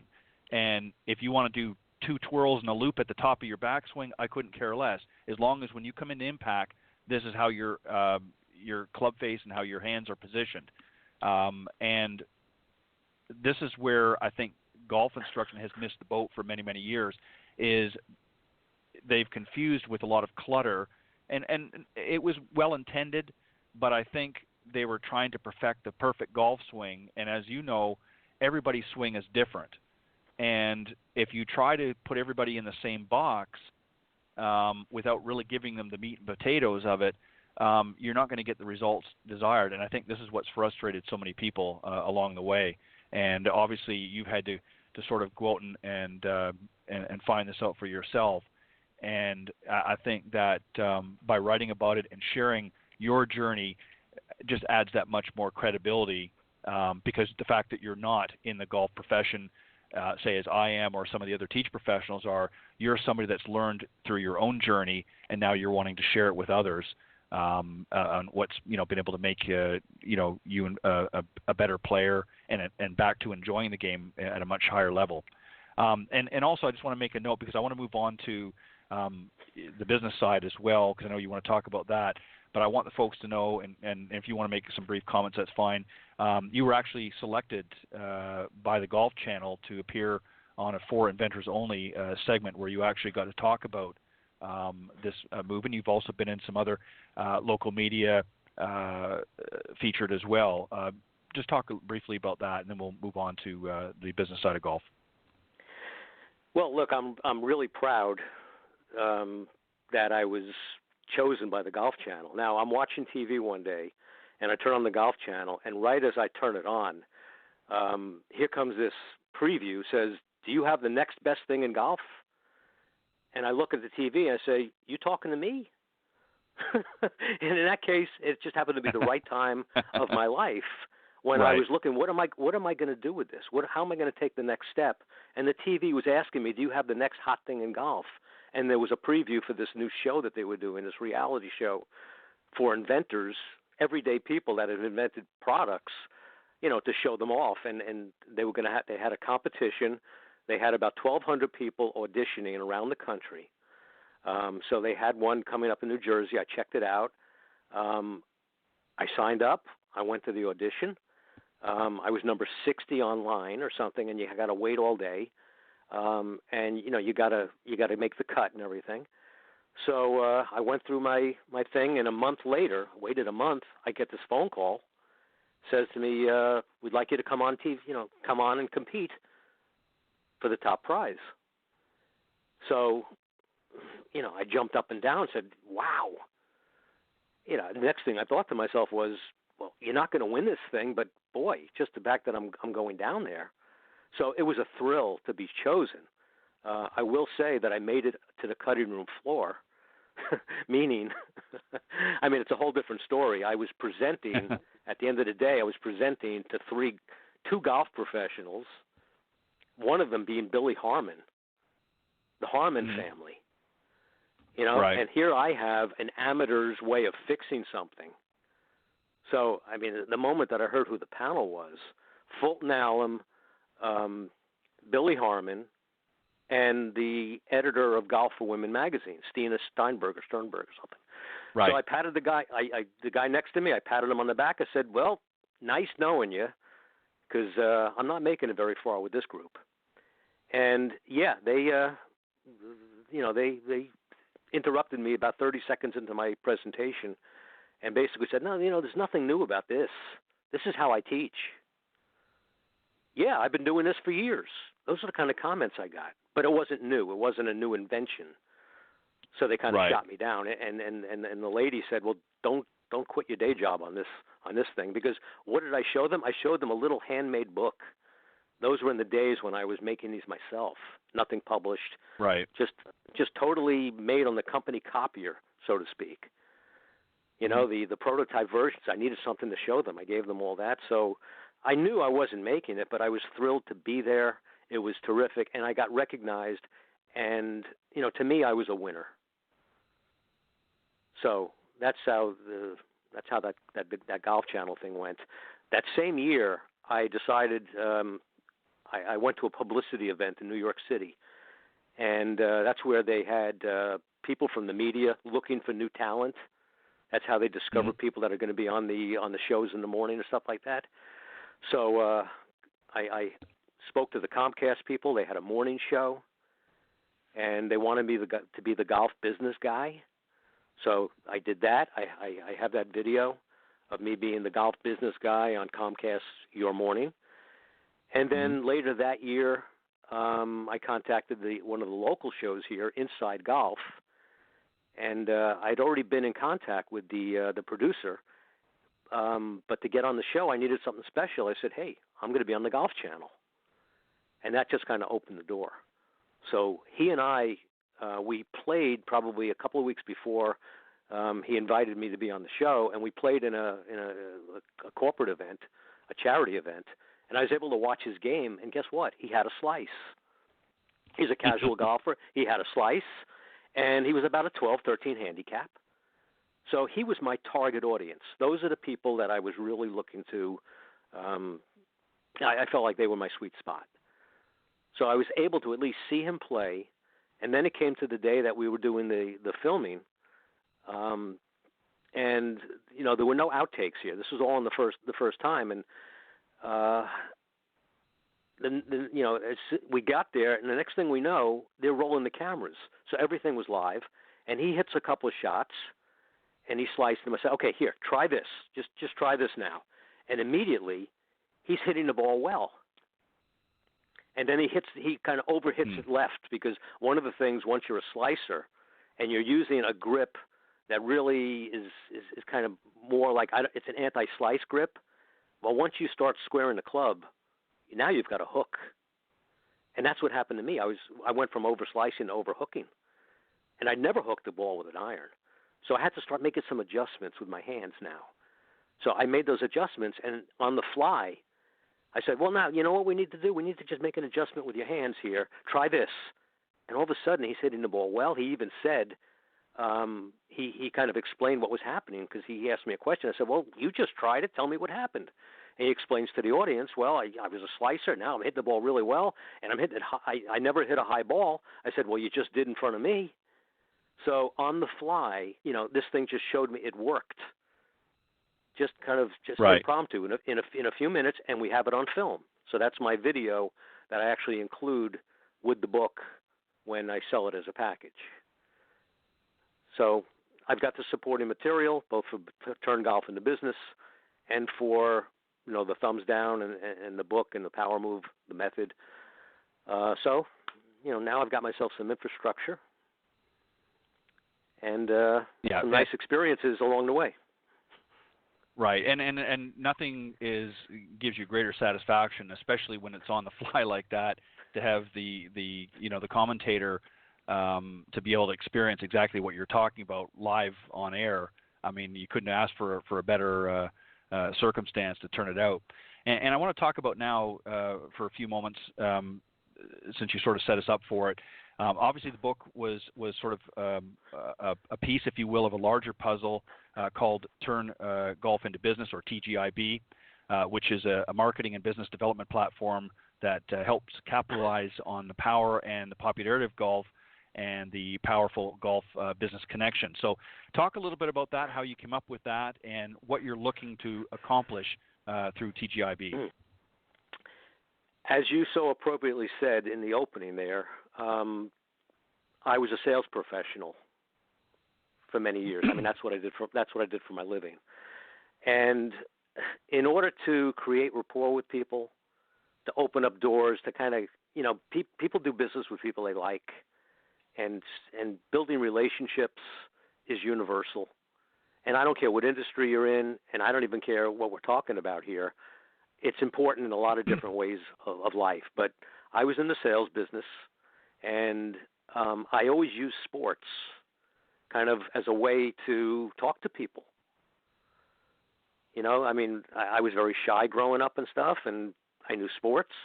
So that was the way of kind of starting a conversation.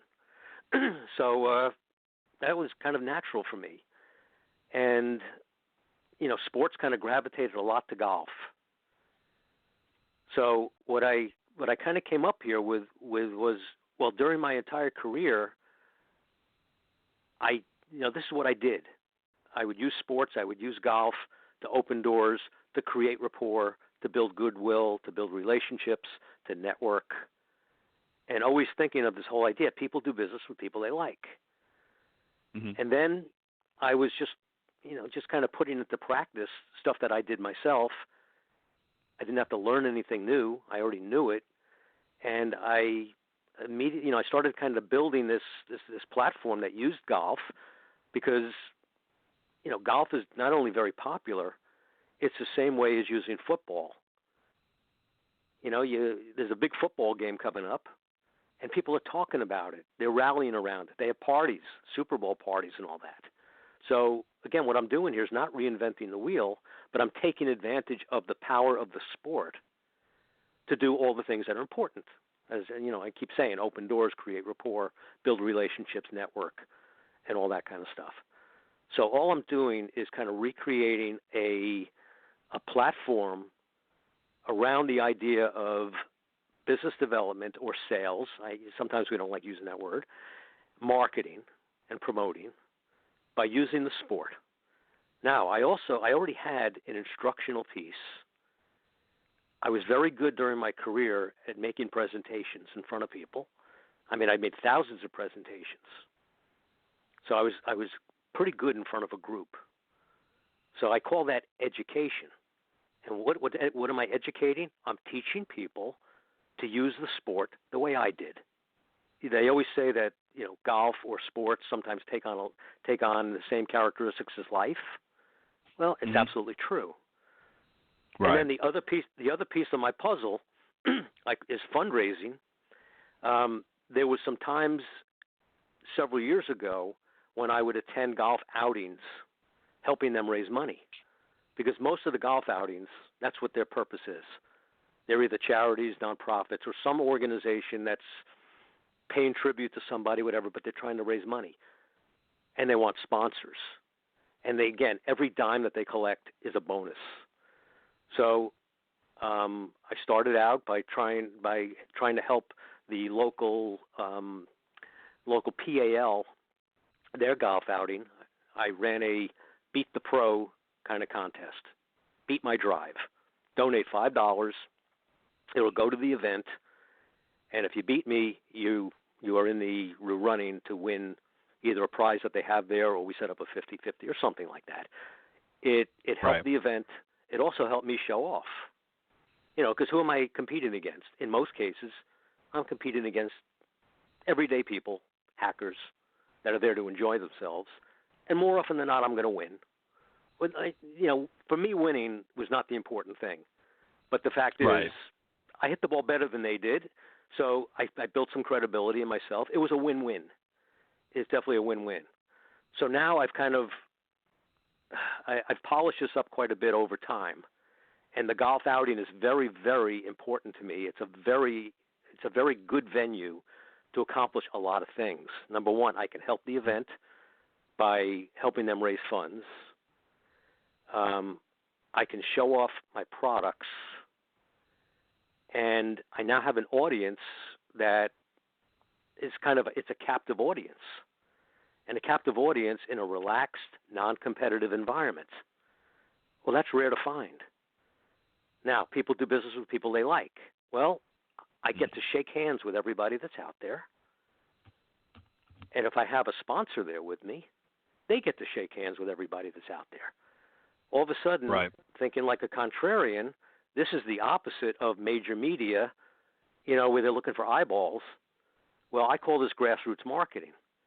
I'm now eyeball to eyeball with your target audience, you as Mr. Sponsor that wants to sell their products.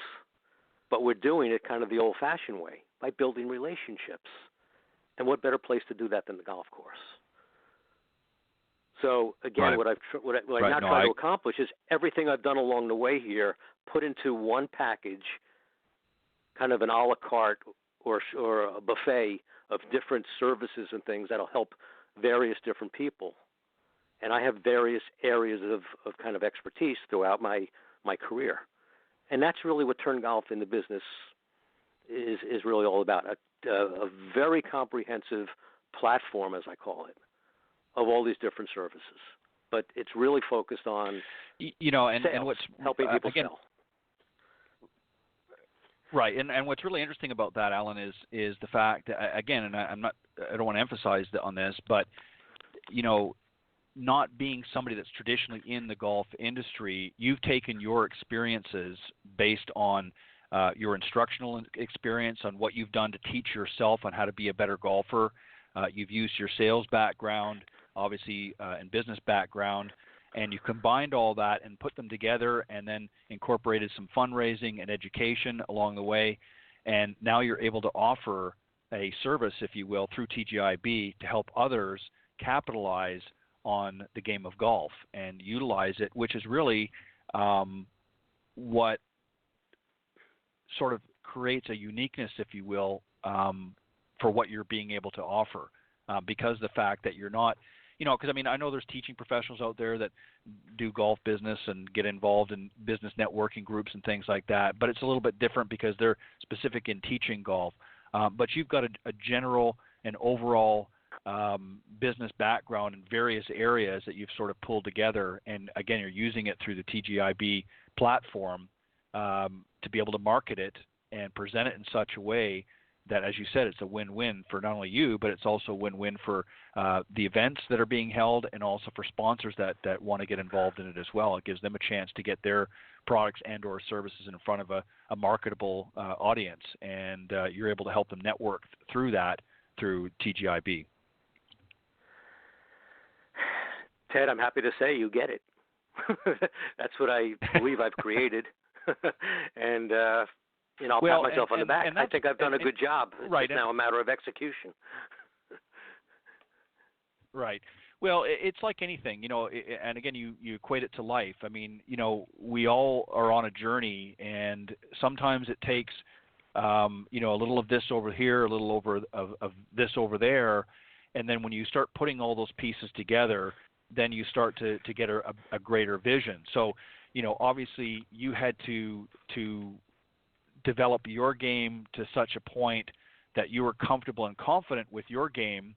And that doesn't mean you're the best golfer out there, but it just means that you've learned what works and what has improved your game substantially and brought you a lot of enjoyment. So you're able to utilize that part of it. And then, again, you're bringing in your business and sales background to appeal to, obviously, the business people out there, and sort of putting all that together in a form of a service that can help unify companies and consumers together out on the golf course or at a golf event. So, great job in putting that together. And I know that, like any, good idea, it takes an idea first off, and then it takes years of cultivating and tweaking and what have you before it's going to come to fruition. But I have no doubt that, with, as you said earlier, the conversations that you and I have had, the marathon discussions, I have no, qualms that this is going to be a very successful venture for you. I also want to talk about, just very quickly if we can, about a couple of other products that sort of complementary products that you mentioned in the back the last time when you were on, and one was the Card Keeper and the Ad Tag. Talk a little bit about how they play a role. Well, from the very beginning, when I finally came up with this, realized it worked, and said I'm going to write a book, that was the same time that Harvey Penick was still a very big name, and Butch Harmon was coming on. Butch Harmon was coming on the scene with Tiger, and David Ledbetter with Greg Norman, and all of a sudden these names were out there. And who's Alan Martin? Nobody's going to take me seriously. So from day one, first of all, what I really tried to accomplish from day one was to create something, and if it didn't work, I wasn't going to go broke. So my original idea was to make a how-to book, which was not on the market at the time. I mean, that was my incentive here. I need something to fix my game, something I can bring to the range with me that had something simple in it that I could practice, see the results, and that's it. You know, I'll feel good about my practice session. And then every bit as important, when I'm on the golf course, I want to remember it. And all too often with people, they remember what they need to do on the 16th or 17th hole. They don't remember early on. Oh, gee, if I'd remembered this at the beginning, I would have played a better round. Why did I wait so long? So my idea was, okay, I have an instructional product.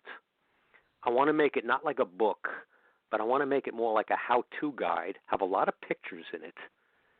And now I have to package it. And by the way, what I really like to do with it is package it in such a way that it turns into kind of a promotional product with a golf theme.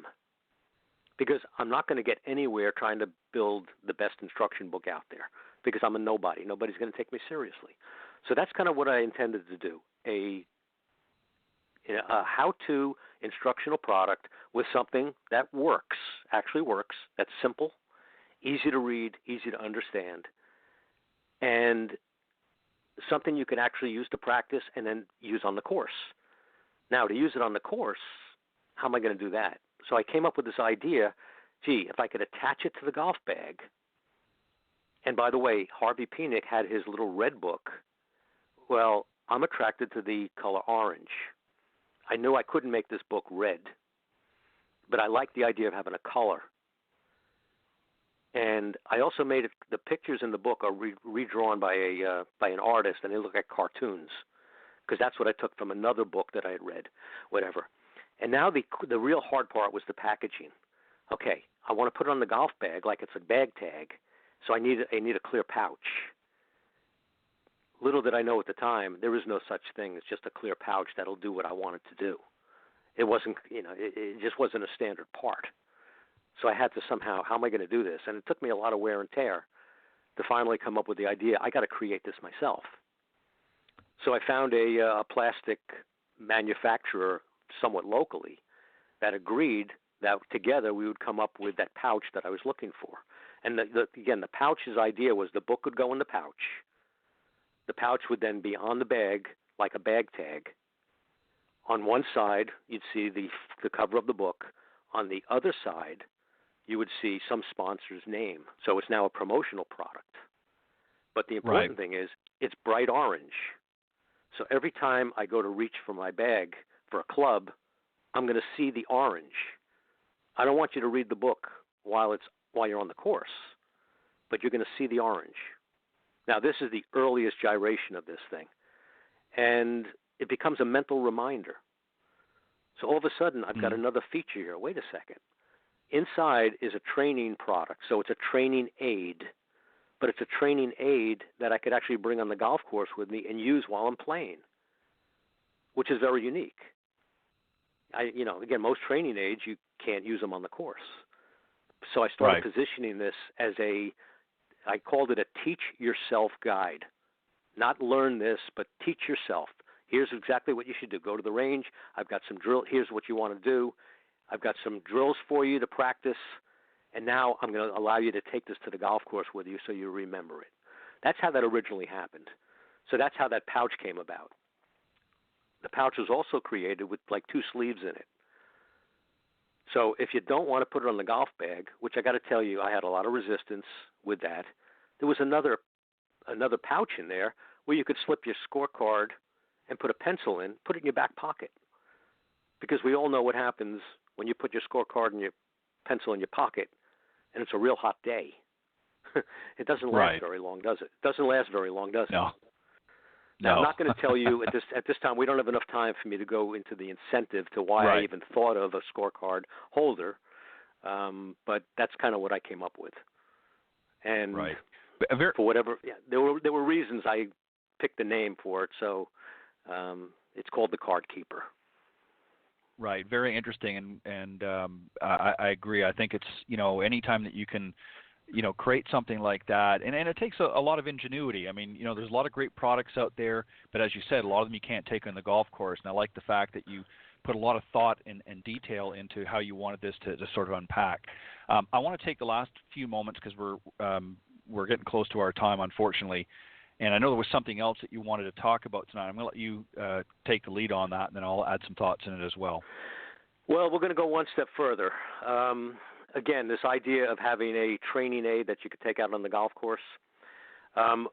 Within the writing of the book, I have a portion of it that really talks more about alignment and aim and the ability to see your target line. And this has all to do with ball striking. That's what this was really about. And then one day I realized, well, my putting is getting better, but I still have to work on my aim. So some of the things that I took from the book, I then started to incorporate into the golf ball itself, because I was looking to productize this idea of a lot of the alignment tools that I have are just kind of mental. I'm seeing lines that are on the ground that aren't really there, but you can't make any money doing that. So I had to productize it. Well, I ended up productizing it onto a golf ball to use for myself. And the way I did this was I used a Sharpie. I actually used the kind of the writing that's already on the ball. And my alignment tool is really based on, I'm not going to share right now my secret sauce. Right. But I have a particular design that I put on the golf ball. And listen, I don't want to hide anything, but I don't have the patents and I don't have the attorneys and all that stuff. And I am very protective of something like this because I think it's a great idea and I don't want anybody to steal it.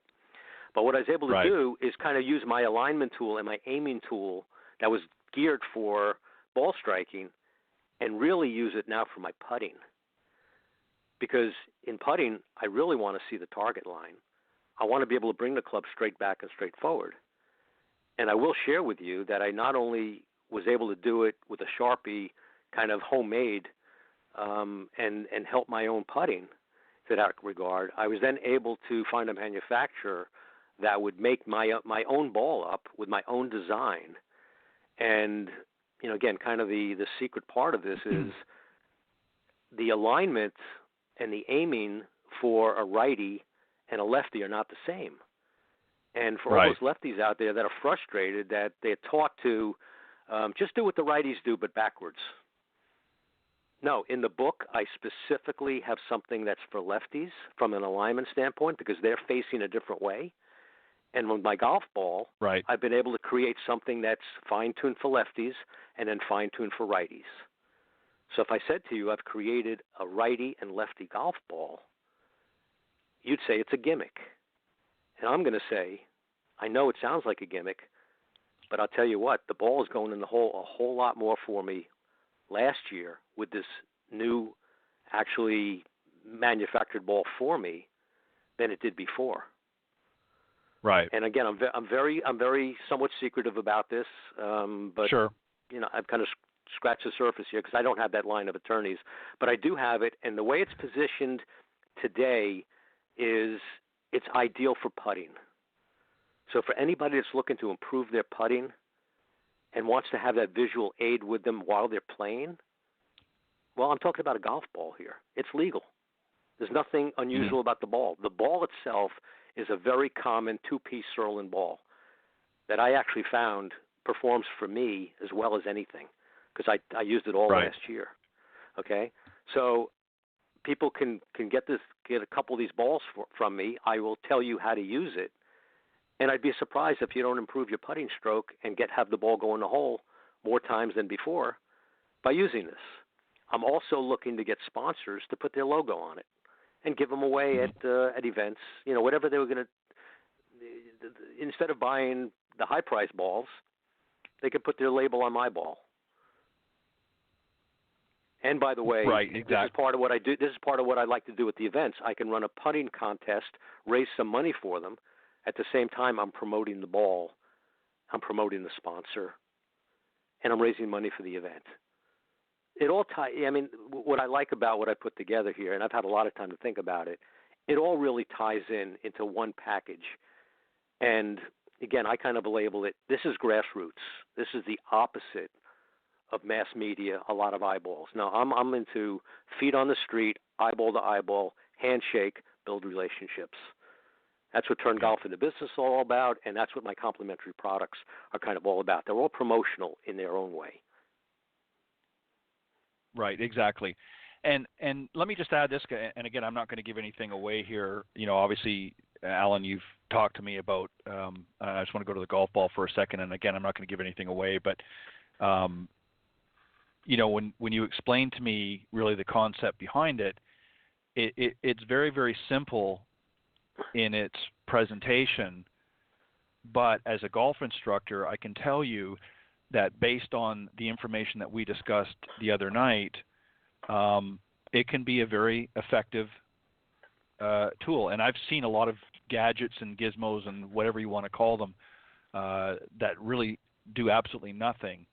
And this is incredibly simple, but yet if you understand the principle and concept behind how to use it and how to get the most out of it, I can very easily, and I'm very excited to actually get out and try it myself. I haven't had an opportunity yet. You've explained it to me, but I'm going to go out and try it this weekend. But, I can understand very easily how sometimes the simplest things in life can produce the biggest results. And I think one of the things, if I was to complain about the golf industry, is they've overcomplicated a lot. And I think this has added to the frustration as well. And we've seen it through instruction. We've seen it through, some of the products and things that have been offered over the years. A lot of times they've gotten too technical in it. And I think sometimes if you just keep it simple, and that's exactly what you've done here with this particular product. And I can see that, again, once people understand it a little bit better and see it for themselves, they'll get the process that you're trying to present here. I want to give you just the last moment or two here to let the folks know if they want to reach out to you, first off, how they can find out more about TGIB. I know you have a website, so if you want to give that information out, and if they want to reach out to you, if people are interested in maybe becoming a sponsor or into sponsorship opportunities, how they can contact you. Well, first of all, Ted, I do want to say, at the risk of repeating myself, you get it. Everything you said, those are my words. That's what I tried to get across.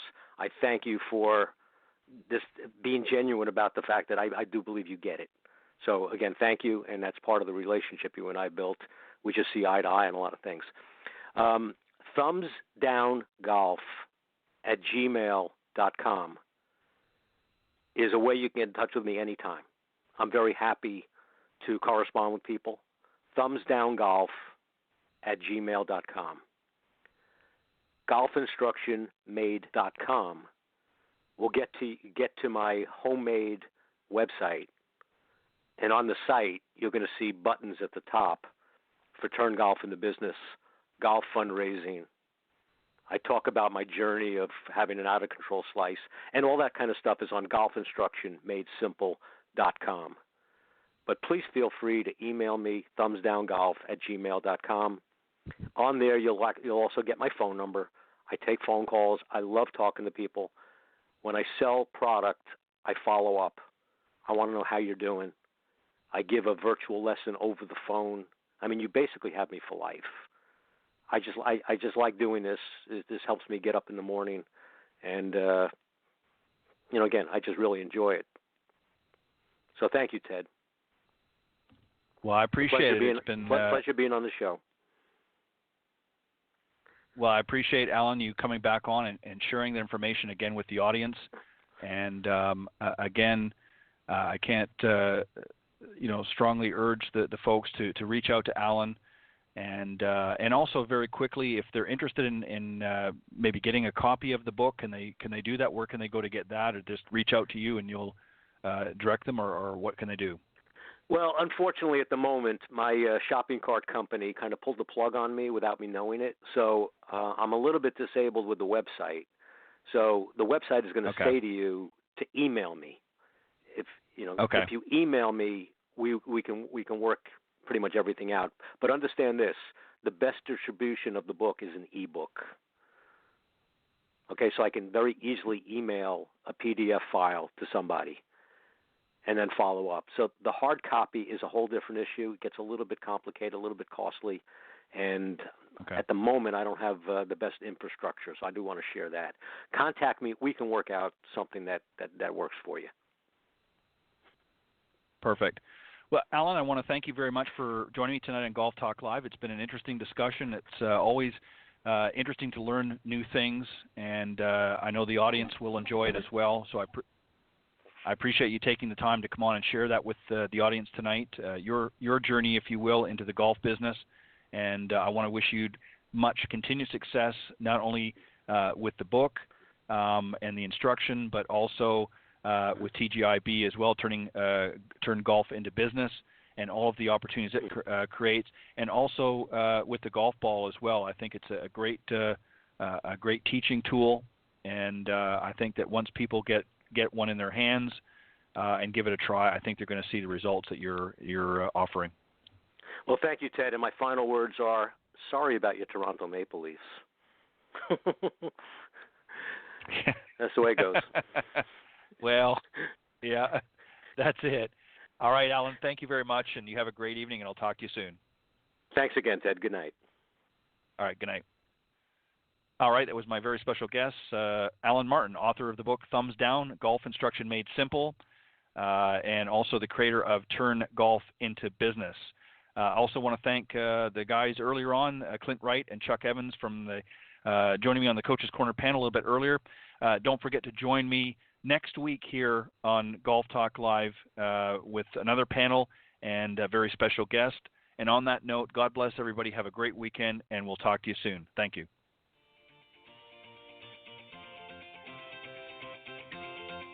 Thanks for listening to this evening's broadcast of Golf Talk Live. Remember to tune in each week at blogtalkradio.com/Golf Talk Live. If you can't join us live, check out the on-demand section for previously aired broadcasts, or listen on any of the following social media platforms: iTunes, Stitcher, TuneIn, CastBox, TalkStream Live, and of course Spotify. To get updates on future shows and upcoming guests, be sure to visit the show's Facebook page, Golf Talk Live blog. You can also follow me on Twitter at Ted and Buck CEO. Remember to join me live each week for another great broadcast of Golf Talk Live. See you next time. This has been a production of the iGolf Sports Network.